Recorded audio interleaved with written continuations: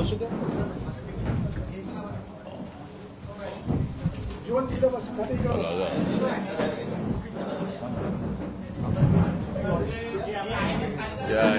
याच्या लोकांना नाही का हे काय यांचे मिलिंद आहे ना कुठे ते नावाची मंगेश आणि बोलून पाठीमाग हे विशाल हे खुर्ची ठेवा इकडे बॉक्स खाली ठेवा बॉक्स खाली ठेव.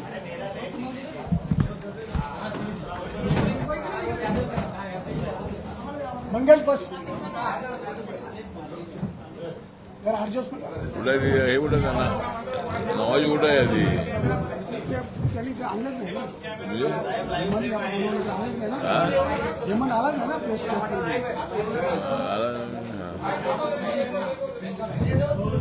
हे जाधव जाधव अरे इकडे देणार साहेब इथे द्या 2-3 अरे किती देतो ते बघून दे ना एवढे चार दे तिथे परिणाम झाला एक द्यायची राहिली बाजू दिले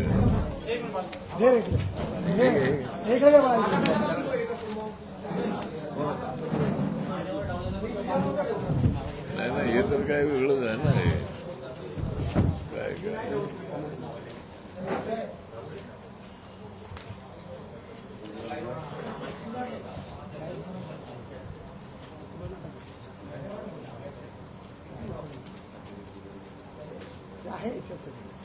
ते बाकीच्यांची नावं जी आहेत ती काही दिसत नाही आहेत. हे का जीवन जाधव लिहिले हे याची नावं लिहिली आहे रे पुढं आणि हे काय राष्ट्रवादी काँग्रेसचे जीवन जाधव यांनी आपल्या समाजात आहे ना दुसऱ्या कडव्यामध्ये पाठीमागे या दुसऱ्या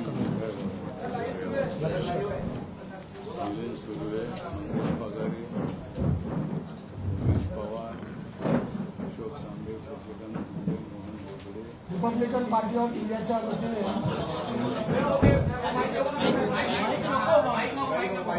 रिपब्लिकन पार्टी ऑफ इंडियाच्या वतीने आज या मुंबई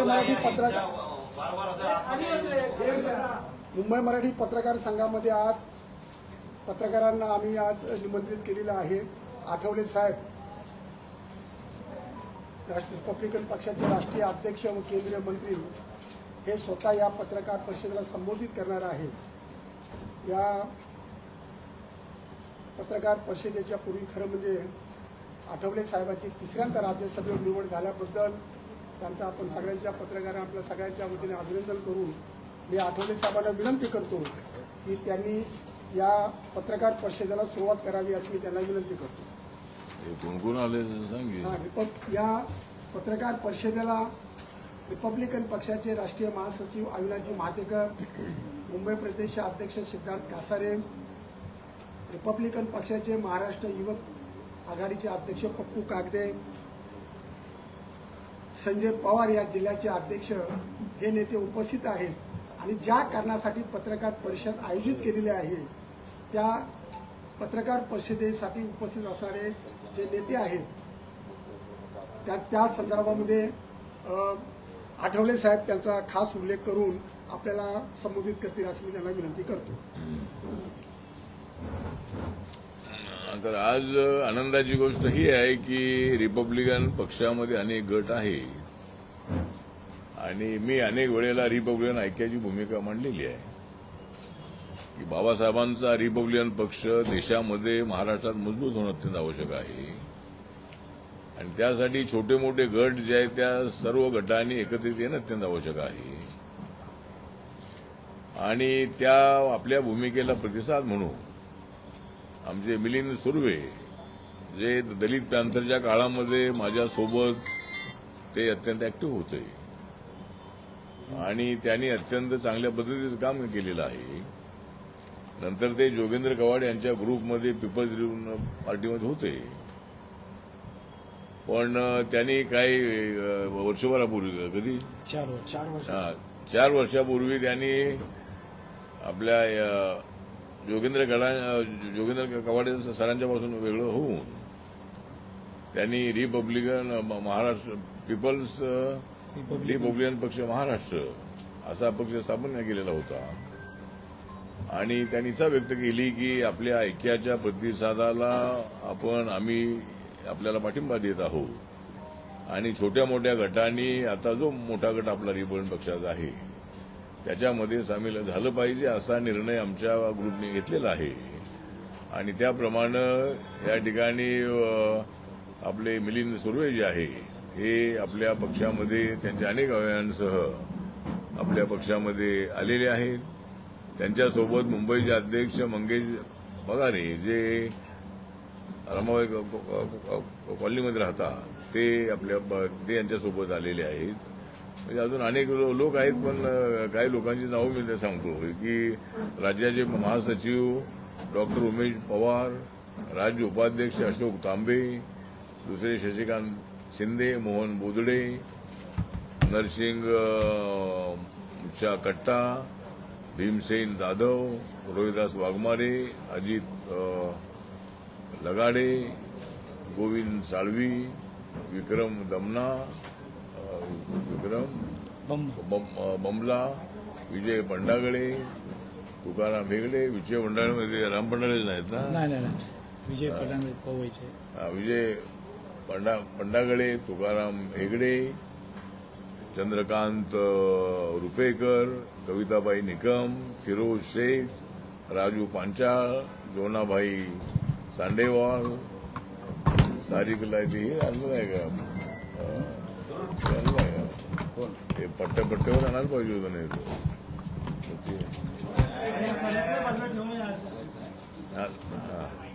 ठीक आहे. तर ही सगळी नावं आपल्याला दिलेलीच आहे. तर त्याच्यामध्ये हा पक्ष तर आपल्या पक्षामध्ये सामील झालेलाच आहे. परंतु त्याचबरोबर राष्ट्रवादी काँग्रेस तुमची कुठली राष्ट्रवादी काँग्रेस? शरद पवार. शरद पवार साहेबांची जी राष्ट्रवादी काँग्रेस आहे म्हणजे पूर्वी आरपीआय म्हटलं की कोणता गट असं विचारायला लागायचं. अलीकडे राष्ट्रवादी काँग्रेस म्हटलं की कोणता गट आहे आपला तर ते विचारल्याशिवाय काही लक्षात येत नाही आहे. त्यामुळं महाराष्ट्राचे उपाध्यक्ष होते तर राष्ट्रवादी काँग्रेस पक्ष जो पवार साहेबांचा आहे तर त्या पक्षामध्ये हे जे प्राध्यापक जीवन जाधव होते त्याच्या अगोदर ते माझ्या पक्षातच होते. म्हणजे माझ्या पक्षातून सगळ्या पक्षात गेलेले लोक आहेत हे. त्यामुळं त्याने आता पुन्हा आरपीआयमध्ये यायला सुरुवात केलेली आहे.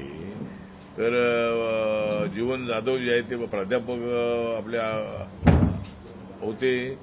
त्यांनी आपल्या समर्थकांसह आज रिपब्लिकन पक्षामध्ये आज त्यांनी प्रवेश केलेला आहे आणि दुसरी नावं दिली नाहीत ना? आणि जीवन जाधव यांच्यासोबत डॉक्टर रश्मी जाधव यांच्या नेतृत्वात त्यांच्या अनेक सहकार्यांनी आज रिपब्लिकन पार्टी ऑफ इंडियामध्ये प्रवेश केलेला आहे आणि काय तुम्ही नावं दिलेली नाहीत ना? आता ठीक आहे. तर हे दोन ग्रुप जे आहे किंवा हे कार्यकर्ते जे आहे हे रिपब्लिकन पार्टी ऑफ इंडियामध्ये आलेले आहे.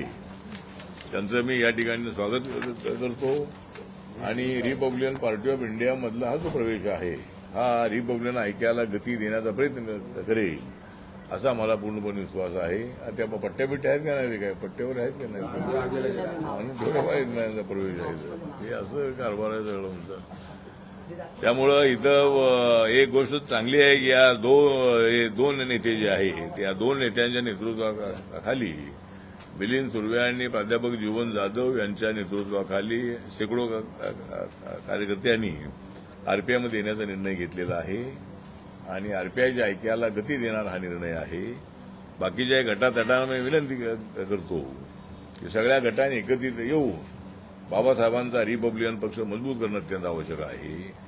माझं आंबेडकर फॅमिलीमधल्याही नेत्यांना आव्हान आहे. मुख्य प्रकाश आंबेडकर साहेबांना माझं आव्हान आहे.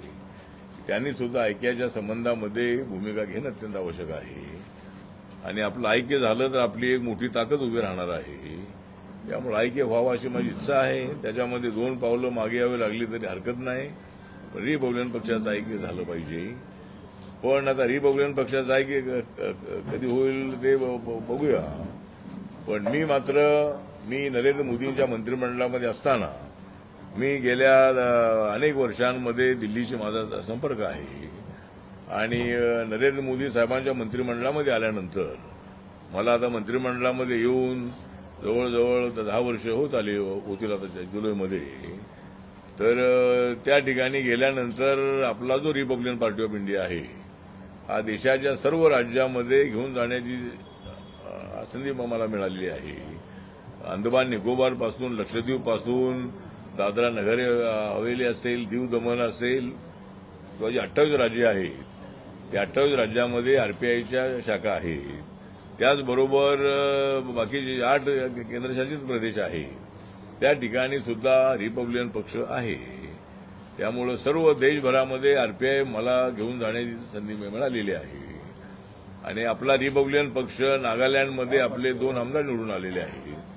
नागालँडमध्ये आपल्या पक्षाला त्या ठिकाणी गन्ना किसानीचे सिम्बॉल मिळालेला आहे, त्या ठिकाणी मान्यता मिळालेली आहे. मणिपूरमध्ये मागच्या लोकसभेमध्ये आमचा एक उमेदवार उभा होता आणि त्याला 1.5 लाख मतं मिळाली आणि मणिपूरमध्ये आपला पक्ष रेकग्नाइज आहे. आता 2 राज्यामध्ये जर आपल्या पक्षाला रेकग्नायझेशन मिळालं तर आपला पक्ष जो आहे हा राष्ट्रीय पक्ष म्हणून या पक्षाला मान्यता मिळेल. त्यामुळे या पक्षाला राष्ट्रीय मान्यता मिळवून देण्याचा माझा प्रयत्न राहणार आहे आणि मला पूर्णपणे विश्वास आहे की नक्कीच या पुढच्या 4-5 वर्षामध्ये आपण या पक्षाला राष्ट्रीय मान्यता मिळवू आणि दलितांच्या प्रश्नांवर, गरिबांच्या प्रश्नांवर, झोपडपट्टीच्या प्रश्नांवर, बेरोजगारांच्या प्रश्नांवर, महिलांच्या प्रश्नांवर, शेतकऱ्यांच्या प्रश्नांवर, आणि अनेक कामगारांच्या प्रश्नावर रिपब्लिकन पक्ष सध्या ऍक्टिव्ह आहे आणि अनेक मुद्द्यांवर रिपब्लिकन पक्षाला भूमिका भविष्य काळामध्ये घेणं अत्यंत आवश्यक आहे. एक तर मुंबईमधला जो झोपडपट्टीचा प्रश्न आहे, तर एअरपोर्टच्या आजूबाजूच्या ज्या झोपड्या आहेत, मागच्या वेळेला देवेंद्र फडणवीस साहेबांनी मागच्या वेळेला सर्वे केलेला आहे, पण अद्याप त्यांचा तो पूर्ण सर्वे झाला नाहीये. सर्वे झालेला आहे पण अजून त्याचा जो प्लॅन आहे तो प्लॅन अजून झालेला नाही आहे. त्यामुळं त्या ठिकाणच्या लोकांना जर त्या ठिकाणी आजूबाजूला घर मिळाली तर एअरपोर्टलाही मोठी जागा मिळेल. आणि सध्या जे एअरपोर्टची जागा जी आहे ती फार छोटी आहे. दिल्ली जागा बघितली तर फार मोठी जागा आहे. आपली जागा जी आहे ती एकदम एक रनवे आहे, दुसरा रनवे क्रॉस रनवे आहे. त्यामुळं जर आजूबाजूच्या झोपड्यांना सुद्धा पक्की घरं मिळतील आणि त्याचा एक कार्यक्रम हातामध्ये लवकर घेणं अत्यंत आवश्यक आहे. त्याचबरोबर सगळ्या झोपड्या ज्या आहेत या झोपड्यांना आमची मागणी अशी आहे की 300 स्क्वेअर फुटाचं जे घर आहे हे घर थोडं छोटं घर आहे, ते कार्पेट एरियाचं घर आहे. पण आमच्या पक्षाची मागणी अशी आहे की 450 फुटाचं घर मिळावं कार्पेट एरियाचं. आणि हे एवढं घर बिल्डरनी दिलं तर बिल्डरला 450 फूट विकायला मिळणार आहे. त्यामुळे बिल्डरला काय त्यामध्ये नुकसान अजिबात नाही आहे, राज्य सरकारलाही पैसे त्यामध्ये द्यायचे नाही आहे. त्यामुळं याच्यासाठी मान्यता मिळवून देण्यासाठी नक्की मी मुख्यमंत्र्यांशी बोलणार आहे आणि लवकरात लवकर झोपडपट्ट्यांचं पुनर्वसन होणं अत्यंत आवश्यक आहे. आणि राज्य सरकारने हा कार्यक्रम हातामध्ये घेतलेला आहे. मोठ्या मोठ्या बिल्डरना सुद्धा त्या ठिकाणी निमंत्रित केलेलं आहे. आता इथं आपलं कामराज नगर वगैरे त्या ठिकाणी मोठं डेव्हलपमेंट सुरू आहे. सगळ्या बीडीटी चाळी, बीआयटी चाळी त्या ठिकाणी डेव्हलपमेंट सुरू आहे. त्यामुळं देवेंद्र फडणवीस यांचं सरकार जे आहे ते अत्यंत चांगलं काम करत आहे. तर त्यांनी या पद्धतीनं झोपड्यांच्या संबंधातला प्रश्न सोडवा असं आमची भूमिका आहे. त्यानंतर आता 5 राज्यामध्ये ज्या निवडणुका होत आहेत तर त्या ठिकाणी गन्ना किसानी सिम्बॉल आपल्याला मिळालेला आहे आणि 5 राज्यापैकी आम्ही वेस्ट बेंगॉलमध्ये निवडणूक लढवायची नाही असं आम्ही ठरवलेलं आहे. कारण वेस्ट बेंगॉलमध्ये आपणाला भारतीय जनता पक्षाला आणि एनडीएला त्या ठिकाणी सत्तेवर आणायचं आहे आणि यावेळेला ममता बॅनर्जी यांना सत्ता मिळणं अत्यंत अवघड आहे. कारण गेल्या 5 वर्षामध्ये बंगाला कंगाल करण्याचं काम त्यांनी केलेलं आहे. सोनेर बंगला जो आहे तो सोनेर बंगला सोन्याचा बंगला बनवायचा होता, पण तो सोनेर बंगला काही झाला नाही आहे. त्यामुळे नरेंद्र मोदींच्या नेतृत्वाखाली वेस्ट बेंगॉलमधल्या लोकांना न्याय देण्याची आमची भूमिका आहे. बंगाली बोलणाऱ्याला आमचा विरोध आहे असं बिलकुल अजिबात नाही. वेस्ट बेंगॉलमधले जे बांगला भाषिक लोक आहेत हे सगळे आमचे लोक आहेत आणि त्यांना विरोध करण्याची भूमिका आमची एनडीएची किंवा बीजेपीची अजिबात नाही, आरपीआयची अजिबात नाही. त्या वेस्ट बेंगॉलमधल्या सर्व लोकांना न्याय देण्याची भूमिका आमची आहे आणि यावेळेला नरेंद्र मोदींच्या विकासाचा जो अजेंडा आहे तो लक्षामध्ये घेऊन वेस्ट बेंगॉलमधले लोक यावेळेला बीजेपीला मतदान करतील. मागच्या वेळेला भारतीय जनता पार्टीला 2021 मध्ये फक्त 3 जागा, 2021 मध्ये 77 जागा त्यांच्या निवडून आल्या होत्या आणि त्याच्या अगोदर 3 जागा बीजेपीच्या होत्या. त्यामुळे 90 ते 95 जागा बीजेपीच्या 2,000-3,000 मतांनी हरल्या होत्या. पण या वेळेला मात्र आता ते रेकॉर्ड ब्रेक होणार आहे आणि क्लिअर मेजॉरिटी जी आहे ती मेजॉरिटी बीजेपीला मिळेल आणि त्या ठिकाणी लॉ अँड ऑर्डरची स्थिती अत्यंत गंभीर आहे. त्या ठिकाणी गुंडागर्दी फार वाढलेली आहे आणि ममता बॅनर्जी यांचं सरकार त्या ठिकाणी त्याला जबाबदार आहे. त्या ठिकाणी सीबीआयवाल्यांनी इन्क्वायरी करू दिली आधार नाही आहे. ईडीचे लोक जर गेले तर त्यांना त्या ठिकाणी हाकलून देण्यात येत आहे. त्यामुळे असं लोकशाहीला घातक अशी कृत्ये त्या ठिकाणी घडत आहेत. त्यामुळं बेंगॉलमध्ये नक्की आपलं सरकार येईल, आसाममध्ये नक्की आपलं सरकार तिथं ऑलरेडी आहे ते नक्की येणार आहे, पांडिचेरीमध्ये आपलं सरकार आहे आणि यावेळेला तामिळनाडूमध्ये त्या ठिकाणी एडीएमके आणि बीजेपीचा अलायन्स आहे. त्यामुळं त्या ठिकाणी मात्र आमचा पक्ष जो आहे आमच्या पक्षाला काय जागा तिथं मिळाली नाही. त्यामुळे 25 ठिकाणी जरी 25-30 ठिकाणी आमचा पक्ष त्या ठिकाणी निवडणूक लढणार आहे आणि बाकीच्या ठिकाणी इंडियाला त्या ठिकाणी आमचा पाठिंबा राहणार आहे आणि पांडिचेरीमध्ये सुद्धा आम्ही संपूर्णपणे त्या ठिकाणी बीजेपी आणि येणार काँग्रेस जी आहे रंगास्वामींची त्याला आम्ही पाठिंबा देण्याचा निर्णय घेतलेला आहे. त्यामुळे या 5 राज्यामध्ये 4 राज्यामध्ये जर निवडणूक आपण जिंकण्याची आम्हाला अपेक्षा आहे, पण केरळमध्ये सुद्धा एक जबरदस्त अशा पद्धतीचं कॉम्पिटिशन त्या ठिकाणी आहे आणि कधी काँग्रेसच्या नेतृत्वाखालचं सरकार कधी कम्युनिस्टच्या नेतृत्वाखालचं सरकार अशी सरकार तिथे आलेली आहे. पण यावेळेला भारतीय जनता पार्टी आणि जी एनडीए त्या ठिकाणी आहे त्यांना त्या ठिकाणी सत्ता मिळेल अशी आम्हाला अपेक्षा आहे. त्यामुळे 5 राज्यामध्ये निवडणूक जिंकण्याचा आमचा प्रयत्न आहे आणि त्या पद्धतीनं आमचं काम सुरू आहे. ते हे गटा हे बोलतील आता बोलतील पण हे गटा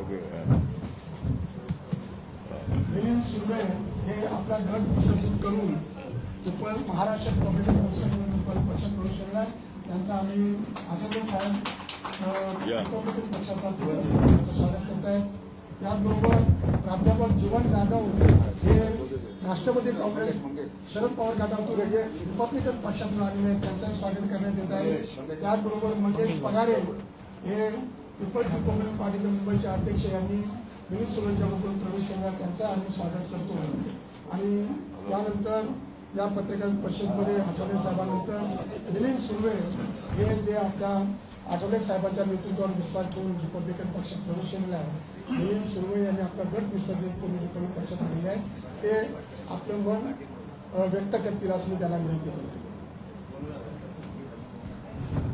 या ठिकाणी उपस्थित सर्व पत्रकार आणि रिपब्लिकन पक्षाचे राष्ट्रीय अध्यक्ष आदरणीय आठवले साहेब, त्याचबरोबर रिपब्लिकन पक्षाचे सर्व ज्येष्ठ नेते, माझ्यासह आज रिपब्लिकन पक्षामध्ये ज्यांनी प्रवेश केला ते माझे सर्व सहकारी मंगेशभाई पगारे, अनिल लगाडे, तुकाराम हेगडे, मोहन बोदाडे असे अनेक कार्यकर्ते या ठिकाणी उपस्थित आहेत. खरं तर माझ्या स्वतःच्या राजकीय प्रवासाची सुरुवात आठवले साहेबांकडूनच झाली होती. मी सुरुवातीला भारतीय दलित पॅंथरचं कार्यकर्ता होतो. त्यानंतर प्रवास सुरू झाला.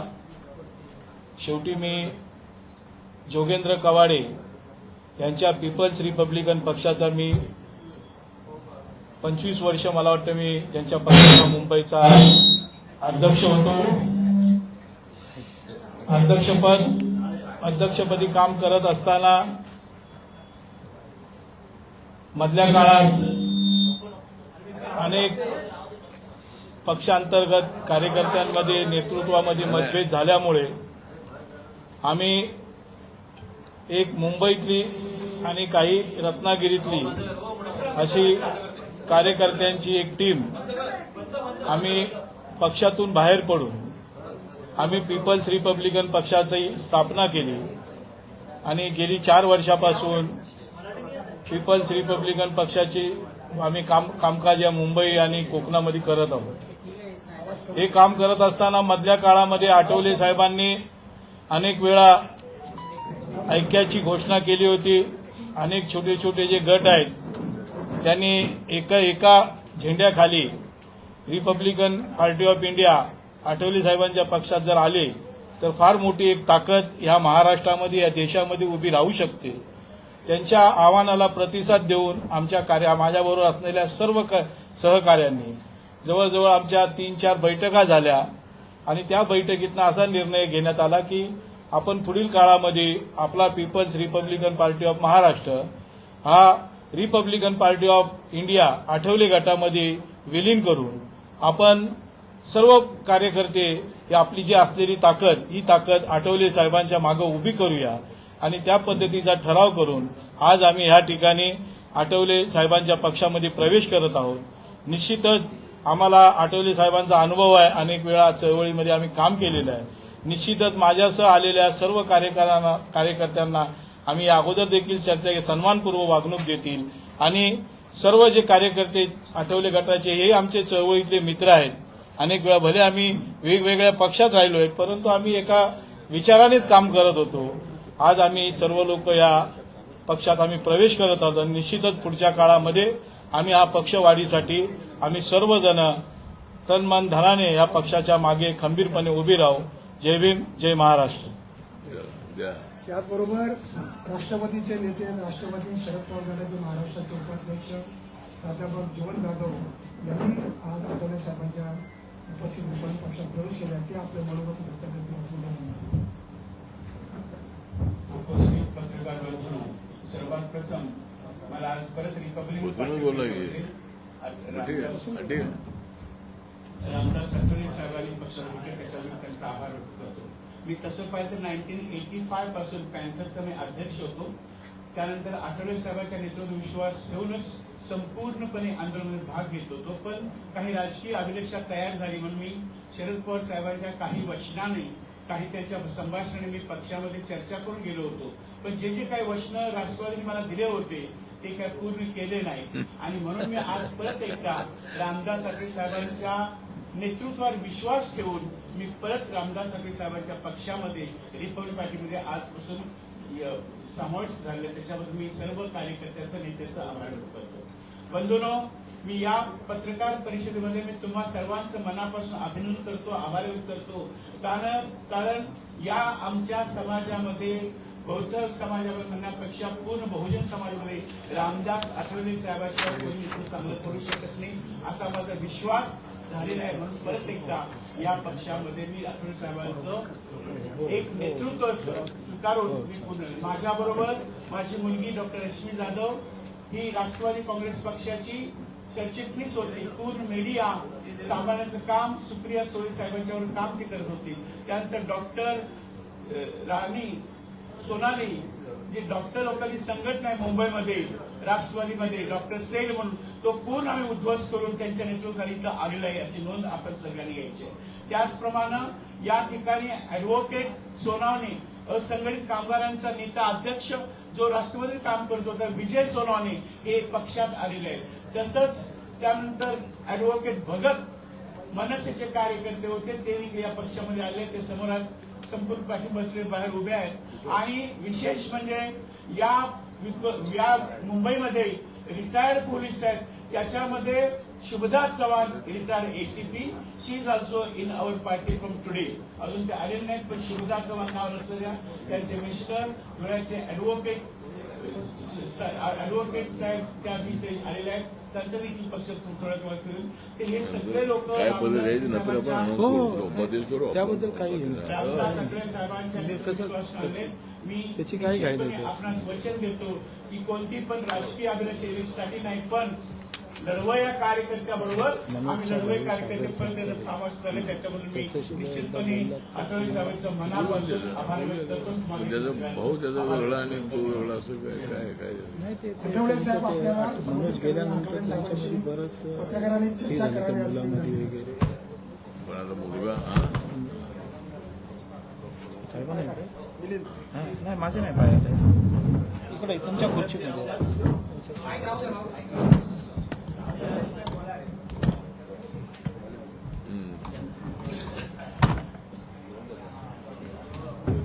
बोला. काय विचारायचं विचारलं काय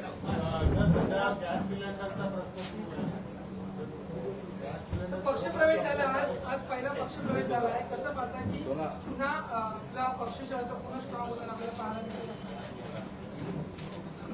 नाही काय पक्ष आपल्या पक्षामध्ये हा आता हे जे आता नवीन लोक जे पक्षामध्ये येत आहेत ही चांगली गोष्ट आहे. म्हणजे महाराष्ट्रामध्ये बाकीच्या राज्यामध्ये रोज पक्षामध्ये लोक येत आहेत. दिल्ली, उत्तर प्रदेश आणि बाकीच्या सर्व राज्यांमध्ये रोज सर्व जाती लोक या पक्षामध्ये येत आहेत. तर महाराष्ट्रामध्ये सुद्धा ही प्रक्रिया तर चालूच आहे. वंचित बहुजन आघाडीचे अनेक कार्यकर्ते आपल्यामध्ये आलेले आहेत. आणि आज मिलिंद सुर्वे आणि प्राध्यापक जीवन जाधव हे आपल्या पक्षामध्ये आल्यामुळं मुंबईमध्ये आणि कोकणामध्ये आपल्या पक्षाला अजून ताकद मिळणार आहे. त्यामुळे ही एक प्रक्रिया तर चांगली आहे की पक्षाच्या ऐक्याला प्रतिसाद देऊन या दोघांनी किंवा मिलिंद सुर्वेंनी आपला गट प्रकाश विलीन केलेला आपल्या पक्षामध्ये. आणि त्यामुळं रिपब्लिकन पक्ष वाढीसाठी याचा चांगला उपयोग होईल असा मला विश्वास आहे. आवाज जात नाही. आवाज जात नाही. हा क्या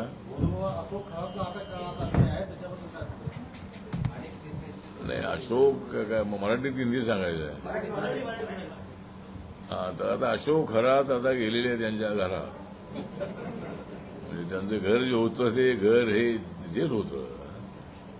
आणि अशा पद्धतीची कामं केल्यानंतर जेलच्या घरात जावं लागतं. एक तर अशोक खरात यांच्या भोंदूगिरीचा मी निषेध करतो. आणि अशा भोंदूगिरीला पाठिंबा देणारी भूमिका आमची अजिबात नाही. आम्ही बाबासाहेब आंबेडकरांचे अनुयायी आहोत. आम्ही बुद्धिस्ट आहोत. आणि अंधश्रद्धेवर विश्वास ठेवायचा नाही ही आमची भूमिका आहे. त्यामुळे एखादा बाबा जो आहे तो श्रद्धाळू असणारा किंवा असा भविष्य आपल्या शास्त्रीय पद्धतीनं बघणारा जर तो भविष्यकार असेल तर ठीक आहे, कारण भविष्य शास्त्र आहे. पण भोंदूगिरी करून काहीतरी लोकांना बळी पाडून अनेक महिलांवर अत्याचार करणारा, अनेक गेलेल्या लोकांना चुकीच्या पद्धतीनं आश्वासन देणारा आणि भरपूर प्रॉपर्टी कमवणारा अशा पद्धतीचा भोंदू बाबा याचा घेतलेला आहे पोलिसांनी ताबा. तर असे बाबा जे आहेत त्या बाबांनी अशा पद्धतीनं काम करणं अत्यंत अयोग्य आहे. त्यामुळं मला वाटतं की एसआयटी चौकशी करत आहे. माननीय देवेंद्र फडणवीस यांनी अत्यंत चांगली ऍक्शन घेतलेली आहे आणि या प्रकरणाची संपूर्ण सखोल चौकशी करण्याचे आदेश दिलेले आहे. आणि पोलिसांच्या माध्यमातून त्याची चौकशी पूर्णपणे होत आहे. आणि या खरात बाबाचं साम्राज्य उद्ध्वस्त करण्याचं जे काम आहे हे काम नक्की राज्य सरकारच्या वतीनं होत आहे. दुसरा कोण प्रश्न इतका होता की अनेक नेते त्यांच्या सोबत होते, म्हणजे त्यांच्यासोबत फोटो त्यांचे आहेत खरात सोबत. तुम्हाला काय वाटतं की राजकीय दृष्ट्या असे नेते भेटतात, त्यावर तुम्हाला काय वाटतं? नाही, माझा फोटो अजिबात या ठिकाणी नाही. त्यामुळं नेत्यांचे फोटो असतीलही, परंतु आता एक तर एखादी श्रद्धा म्हणून कुणी जर जात असेल तर कदाचित त्या नेत्यांना काही माहीत नव्हतं की बाबा हा बाबाच्या ऍक्टिव्हिटीज काय आहे त्या. पण याच्या पुढे मात्र नेत्याने लक्षात ठेवावं की अशा बाबांकडे जात असताना तो बाबा बंधू बाबा आहे का, त्याचं कॅरेक्टर काय आहे, या सगळ्या बाबीची चौकशी करून नेत्यांनी सुद्धा त्या ठिकाणी जावं, नाहीतर पुन्हा नेत्यांच्या पाठीमागे कायदा लागेल. त्यामुळं नेत्यांनी म्हणजे त्यांचा एका विश्वासाने ते त्या ठिकाणी गेले असतील ही, पण फोटो आहेत म्हणून त्यांच्यावर कारवाई झाली पाहिजे की या मताचा मी नाही. परंतु त्यांच्या सर्व त्या ट्रस्टशी त्यांच्या ऍक्टिव्हिटीशी ज्यांचा संबंध असेल त्यांच्यावर मात्र सखोल चौकशी करून कारवाई झाली पाहिजे असं आपलं मत आहे. मला जोडून प्रश्न होता, त्या पक्षाला जोडून प्रश्न होता. आपली राजकीय कार्यकर्ता फार मोठी आहे, इतके वर्ष राजकारणामध्ये आपल्याला काही अनुभव वगैरे आहे का या बाबतीमध्ये? तर माझी जी कारकीर्द आहे ती कुठल्याही बाबाकडे न जाता माझ्या पाठीमागे बाबासाहेब आहे, त्यामुळे मी कुठल्याही बाबाकडे जात नाही आणि कुठल्या बाबाकडे जाऊन आपल्याला काहीतरी मिळणार आहे असं अजिबात नाही आहे.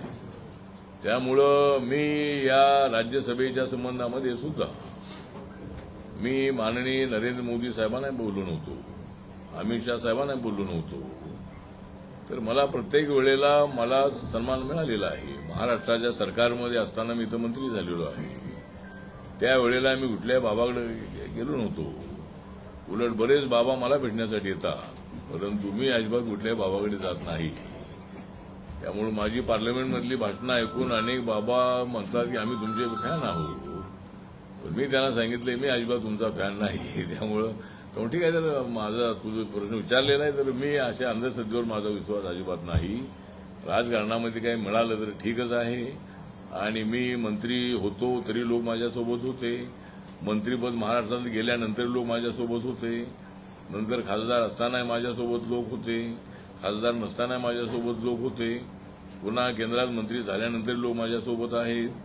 त्यामुळं सत्तेवर मी असो की नसो, माझ्या पाठीमागे कार्यकर्त्यांची एक मोठी फळी महाराष्ट्रामध्ये आणि देशभर ही सातत्यानं माझ्या पाठीत उभी राहिलेली आहे. म्हणून मला 6 वेळेला रिपब्लिकन पक्षाच्या इतिहासामध्ये कदाचित 6 वेळेला संसदेमध्ये असणारा राष्ट्रीय म्हणजे आरपीआयच्या याच्यामध्ये इतर लोक अनेक वेळेला निवडून आलेले 8 वेळेला 9 वेळेला, पण आरपीआयच्या इतिहासामध्ये कदाचित 6 वेळेला 3 वेळेला लोकसभा आणि 3 वेळेला राज्यसभा आता, तर असा कदाचित आरपीआयच्या माध्यमातून मी एकटाच येत असेल असा मला पूर्णपणे विश्वास आहे. आणि मी कुठल्याही बाबाच्या नादाला लागत नाही आणि कुठलाही बाबा माझ्या नादाला लागत नाही. त्यामुळे मागासवर्गीय विद्यार्थ्यांच्या संदर्भात प्रश्न आहे. मागासवर्गीय विद्यार्थ्यांच्या संदर्भात प्रश्न आहे.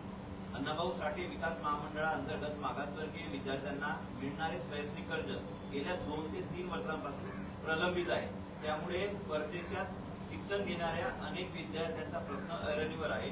त्यामुळे पालक पण चिंतेत आहेत. मुळात मागील विद्यार्थ्यांनी घेतलेले कर्ज परत न केल्याने आणि केंद्र सरकारने निधी दिला नाही असं एकत्रित कारण याच्यामध्ये पुढे येत आहे. हा, तर आपण प्रश्न विचारलेला अत्यंत महत्वाचा आहे. ही गोष्ट खरी आहे की केंद्राने पैसे दिलेले नाही, कारण एनएसएफडीसी जे आहे त्या एनएसएफडीसीचा नियम असा आहे की राज्य सरकारने त्यांना गॅरंटी द्यायची असते.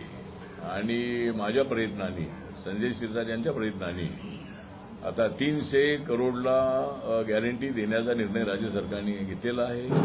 फाईल सध्या आहे ती फायनान्स डिपार्टमेंटला आहे, पण लवकरात लवकर निर्णय घेऊन ती 300 करोडची गॅरंटी झालेला निर्णय लवकर आमच्या मंत्रालयाला कळवणं आवश्यक आहे, मंत्रालय म्हणजे एनएसएफडीसीला.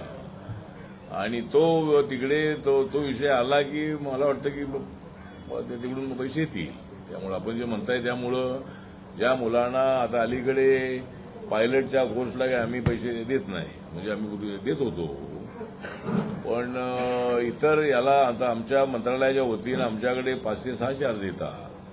त्यामधले आमच्याकडे जे बजेट असतं त्याप्रमाणे 125 मुलांना 50 लाख, 60 लाख, 70 लाख, 80 लाख, 90 लाख, 1 करोड अशा पद्धतीनं त्यांच्या कोर्सप्रमाणे 1 वर्षाचा कोर्स, 2 वर्षाचा, 3 वर्षाचा, 4 वर्षाचा, तर आम्ही 125 मुलांना त्या ठिकाणी आम्ही बाहेर पाठवतो. आणि महाराष्ट्र सरकारच्या वतीनं 40 मुलांना ओव्हरसीज स्कॉलरशिपच्या वतीनं ते आपल्या बाहेर पाठवतात. पण आपण सांगितलं ती अडचण आता आहे, तर ते आता आमचा प्रयत्न चाललेला आहे. लवकरात लवकर गॅरंटीचं पत्र दिल्लीला आलं दिल्लीवर निधी पाठवायचा आणि मुलांची जी अडचण झालेली आहे ती अडचण दूर करायची असा आमचा प्रयत्न आहे.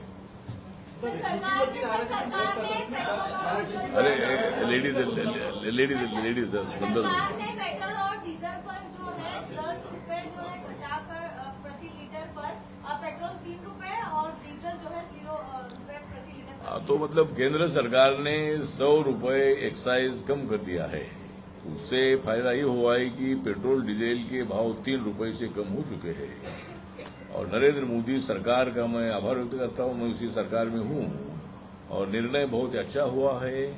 और अमेरिका, इसराइल और ईरान के युद्ध से जो स्थिति थोड़ी सी बिगड़ चुकी है तो उसके लिए अपोजिशन वाले राजनीति कर रहे हैं. उनको मालूम होना चाहिए कि भाई वहां से क्रूड ऑयल और गैस नहीं आ रहा है. तो लेकिन अभी ईरान ने निर्णय लिया है कि भारत के लिए और कुछ देशों के लिए जो वहां का जो सामान माल है, जो क्रूड ऑयल और जो गैस है, वो पूरा भेजने का निर्णय ईरान ने लिया है. मतलब उनके लिए कोई रुकावट नहीं है. तो एक अभी कोई डीजल का और पेट्रोल का, गैस का कमतरता नहीं पड़ेगी. और मुझे लगता है कि केंद्र सरकार के निर्णय से भी बहुत अच्छा हुआ है. और अभी मुझे लगता है कि पूरा जो पेट्रोल, डीजल, क्रूड ऑयल और गैस है ये बड़ी संख्या में इधर आएगा और लोगों को बिल्कुल इसकी तकलीफ नहीं होनी चाहिए.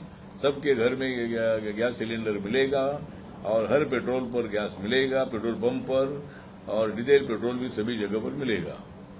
सर, जम्मू कश्मीर में, भारत के जम्मू कश्मीर में नेशनल कॉन्फ्रेंस के एमएलए फारूक अब्दुल्ला पार्टी के एमएलए जो है प्रोटेस्ट कर रहे हैं. अली खेमनाई की मौत पर प्रोटेस्ट कर रहे हैं. किस तरह से देखते हैं आप? क्या कह रहे हैं? अली खेमनाई की मौत पर जो है जम्मू कश्मीर में फारूक अब्दुल्ला की पार्टी प्रोटेस्ट कर रही है. इराणच्या पंतप्रधानांच्या अमृतसरने प्रोटेस्ट करायला अगेन्स्टमध्ये काश्मीरी पंडित इराणचा अध्यक्ष मारला अली गेला. खेमनाई की मौत पर सर प्रोटेस्ट हो रहा है जम्मू कश्मीर में. अच्छा. हाँ, मुझे लगता है कि जिस तरह ईरान में जिस तरह खोमेनी जी की हत्या हुई, उनके ऊपर हमला हुआ और उसमें उनके 48 नेताओं को मतलब धोखे से इसराइल ने उनके ऊपर हमला करके उनको मारा है. तो एक तो मानवता के दृष्टिकोण से ये बात अच्छी नहीं है. और अभी जो शिया कम्युनिटी है, तो शिया कम्युनिटी के जो लोग हैं, जो खोमेनी शिया थे, अपने देश में सुन्नी लोगों की संख्या तो ज्यादा है, लेकिन कुछ शिया लोगों को लगता है कि भाई वो खोमेनी अपने थे, उनके ऊपर अचानक हमला हुआ, तो इसीलिए कुछ लोगों ने प्रोटेस्ट किया होगा. लेकिन अपने भारत के साथ अमेरिका, इसराइल और ईरान के साथ, तीनों के साथ अपने संबंध अच्छे हैं. और माननीय नरेंद्र मोदी जी की ये भूमिका है कि जल्द से शांति होनी चाहिए. माननीय नरेंद्र मोदी जी हर देश से बात कर रहे हैं और मुझे लगता है कि युद्ध जल्दी खत्म हो सकता है और उसके लिए भारत ही कोई जो कॉम्प्रोमाइजिंग फॉर्मूला है. अभी जिस तरह अमेरिका के कुछ प्रस्ताव है, ईरान के कुछ प्रस्ताव है, ये दोनों ने मतलब एक दूसरे को समझकर उन्होंने कोई न कोई तो कॉम्प्रोमाइजिंग फॉर्मूला बनाना चाहिए और जल्द से युद्ध खत्म होना चाहिए, ऐसा मुझे लगता है. मनसे अध्यक्ष राज ठाकरे म्हणाले होते आपण इराणची बाजू घेतली पाहिजे, यावर आपल्याला काय वाटतं?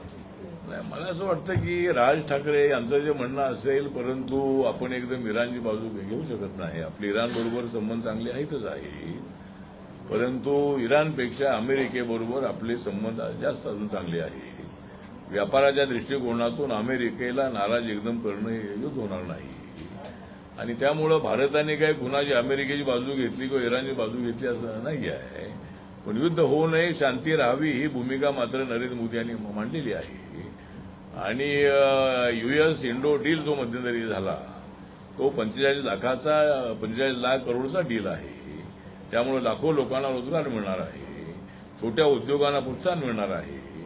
त्यामुळे अपोजिशनने किती विरोध केला असला तरी सुद्धा US बरोबर आपले अनेक वर्षांपासून, काँग्रेसच्या काळापासून, काँग्रेस ज्यावेळेला सरकार काँग्रेसची सरकार होती त्यावेळेला सुद्धा अमेरिकेसोबत आपले संबंध चांगले होते.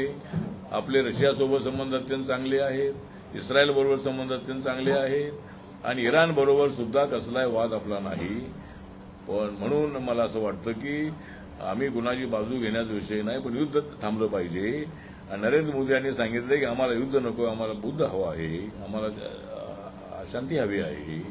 त्याप्रमाणे लवकर मला वाटतं की दोघांमध्ये कॉम्प्रोमाइज होईल अशी अपेक्षा आहे. सर एक छोटासा प्रश्न आहे विषय असा आहे की आपल्याला भाजपनं तिसऱ्यांदा खासदारकी दिली, त्याबद्दल सर्वप्रथम आपलं अभिनंदन. पण तुम्ही अशी काय जादू करता की मोदी शहा तुम्हाला तुमची खासदारकी वारंवार देतात, पण अनुभव पक्षात असा आहे की तुमच्या पक्षातले पदाधिकारी आणि कार्यकर्ते मात्र उपस्थित राहतात. फक्त एकदा 6 महिन्या काळासाठी तुम्हाला तुमच्या पक्षाला राज्यात मंत्रीपद मिळालं, पण तुम्हाला महामंडळ मिळत नाही, विधान परिषद मिळत नाही, महायुतीत तुम्हाला जागा वाटपात स्थान मिळत नाही, कार्यकर्ता मात्र उपेक्षित राहतो. आठवले साहेबांना मात्र राज्यसभा आणि मंत्रीपद मिळतं. अशी काय जादू करतात? नाही, जादू माझी ही आहे की माझी जादू जी आहे ती माझ्याकडे जादू अजिबात नाही. कारण मी नाही साधू, मग कशाची माझ्याकडे जादू. त्यामुळे जादू माझ्याकडे नाही, पण माझ्याबद्दल नरेंद्र मोदींना अत्यंत चांगल्या पद्धतीचं प्रेम आहे. मी संसदेमध्ये आणि देशभरामध्ये नरेंद्र मोदींच्या विकासाचा अजेंडा लोकांसमोर मांडत असतो. आणि त्यामुळं नरेंद्र मोदी साहेबांना माहित आहे की आपल्या मंत्रिमंडळामध्ये आठवले असले पाहिजे.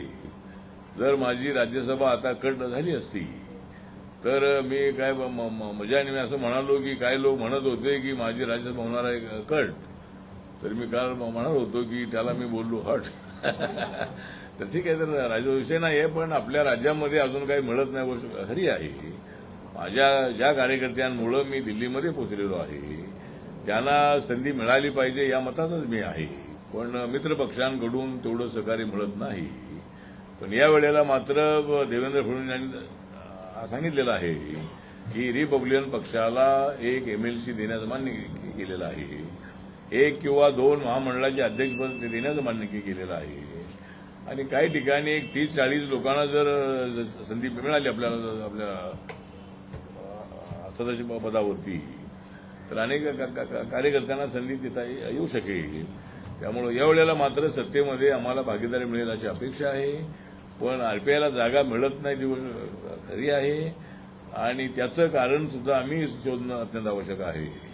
आम्ही सुद्धा आता आमचा पक्ष सर्व जाती धर्मांचा बनवला पाहिजे, सगळ्या जातीच्या कार्यकर्त्यांना सोबत आणलं पाहिजे आणि आपापल्या भागामध्ये आपली ताकद वाढवली पाहिजे. जर मित्रपक्षांनी जागा दिल्या नाही तर स्वतःच्या बळावर जागा लढून काही जागा निवडून आणल्या पाहिजे, अशी तयारी आम्हाला भविष्यकाळामध्ये करावी लागेल. पण मित्रपक्षाकडून यावेळेला काय संधी आम्हाला महापालिकेमध्ये तशी मिळाली नाही. पण पुण्यामध्ये मात्र आमचा डेप्युटी मेयर केलेला आहे. आणि जर मुंबईमध्ये आम्हाला काय एक 8-10 जागा मिळाल्या असत्या तर बरं झालं असतं. पण आम्हाला मुंबईमध्ये एकही जागा मिळाली नाही. पण त्याबद्दल आमची नाराजी होती. पण आता देवेंद्रजींनी आम्हाला आश्वासन दिलेलं आहे, त्याप्रमाणे सत्तेची भागीदारी त्यांनी द्यावी आणि अनेक कार्यकर्त्यांना, शेकडो कार्यकर्त्यांना त्यामध्ये सामावून घेता येऊ शकेल. आठवले साहेब, यात एक असा प्रश्न आहे की मुंबई महापालिकेत आपल्या पक्षातर्फे जवळपास 25 ते 27 उमेदवार रिंगणात होते. स्वतंत्रपणे तुम्ही AB फॉर्म दिले होते उमेदवारांना आणि ते सगळे रिंगणात होते. असं असताना महायुतीच्या प्रचाराच्या व्यासपीठावर आपण दिसत होता. नाही आता ते असं कसं काय? नाही, महायुतीच्या प्रचारामध्ये म्हणजे एकतर असं होतं की जागा आम्हाला एकही न सोडल्यामुळं आम्ही जवळजवळ 39 ठिकाणी फॉर्म भरले होते. आणि त्यानंतर देवेंद्र फडणवीस साहेबांनी आम्हाला बोलवलं, त्यांच्याबरोबर आमच्याशी चर्चा झाली आणि त्याच्यामध्ये MLC महामंडळ आणि काही गोष्टी देण्यास त्यांनी मान्य केलेलं आहे. आणि वेगळं लढून काय या ठिकाणी निवडून येणं थोडं अशक्य आहे. त्यामुळं मग शेवटी चर्चेमध्ये असं ठरलं की देवेंद्र फडणवीस आम्हाला म्हणाले तर 10-12 जागा लढत असाल तर बघा. जर आपल्या आमच्याकडे कार्यकर्ते भरपूर असल्यामुळे आम्हाला अडचण झाली. एकनाथ शिंदेच्या बरोबर आमची चर्चा शेवटपर्यंत चालली आणि RPIला 5-6 जागा सोडण्याची आमची तयारी होती. पण ते काही शक्य झालं नाही असं त्यांनी सांगितलं. आणि जर आपले कार्यकर्ते लढण्यासाठी उत्सुक असतील तर 10-12 जागा लढा असं ते म्हणाले होते मैत्रीपूर्ण. म्हणून आम्ही त्या लढलो, पण त्या ठिकाणी काही मतं आम्हाला मिळाली नाहीत, कारण आम्ही सगळे कार्यकर्ते इकडे आपल्या बीजेपी आणि महायुतीचा प्रचार करत होते. त्यामुळं आमची ताकद खाली आहे, पण आम्हाला काही मतं तशी मिळाली नाही. पण ठीक आहे.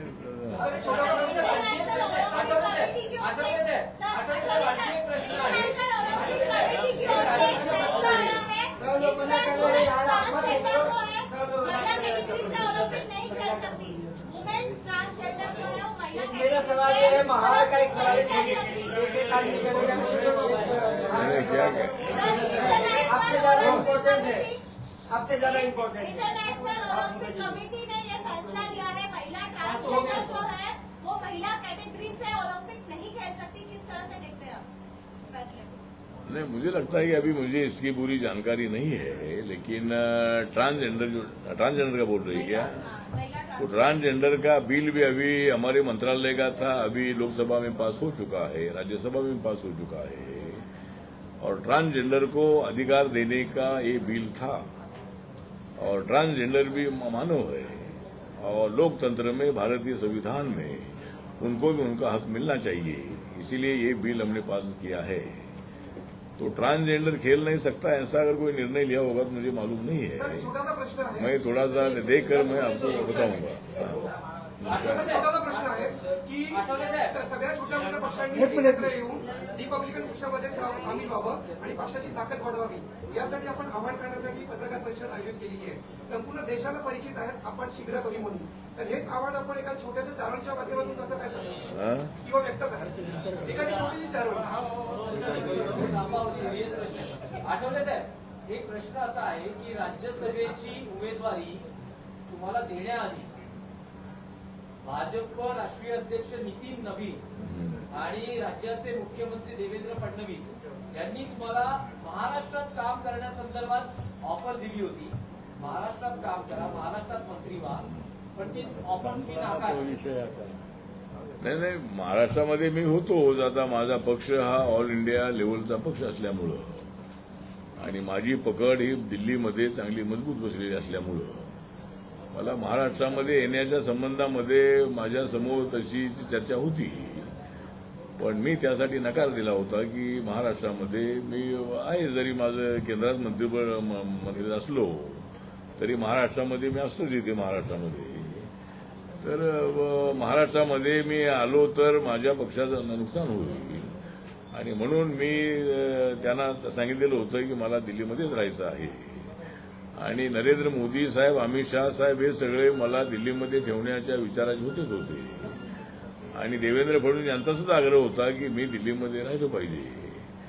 पण 2 वेळेला बीजेपी राज्यसभा देते, 3ऱ्या वेळेला देत नाही, असा नियम त्यांच्या पक्षामध्ये असल्यामुळं कदाचित हा विषय पुढे आला होता की आता आठवलेंचं काय करायचं, त्यांना राज्यामध्ये पाठवायचं का. तर मी तर त्यांना सांगितलं होतं की मी काय राज्यामध्ये जाणार नाही म्हणून. एक तर नितीन नवीन आणि BL संतोष यांच्यासोबत माझी अर्धा तास मिटिंग झाली होती दिल्लीमध्ये, आणि त्या मिटिंगमध्ये त्यांना मी सर्व आढावा सांगितला होता की माझा पक्ष ऑल इंडिया लेव्हलचा पक्ष आहे, आणि मी महाराष्ट्रामध्ये राहून एनडीए सरकारला तेवढा बळ अजिबात येणार नाही. दलित आणि जे मला मानणारे असंख्य जातीचे लोक आहेत त्या लोकांना एनडीए सोबत ठेवण्यासाठी मला दिल्लीमध्ये राहणं आवश्यक आहे. माझा पक्ष हा ऑल इंडिया लेव्हलचा छोटा का सेना, पण माझा पक्ष हा ऑल इंडिया लेव्हलचा पक्ष आहे, आणि त्यामुळं मला ती संधी मिळालेली आहे. आप महार में एक जगह स्टेज लगा है कवाले सर का, और आपके आने से पहले कवाले सर कह रहे हैं कि अठावले साहब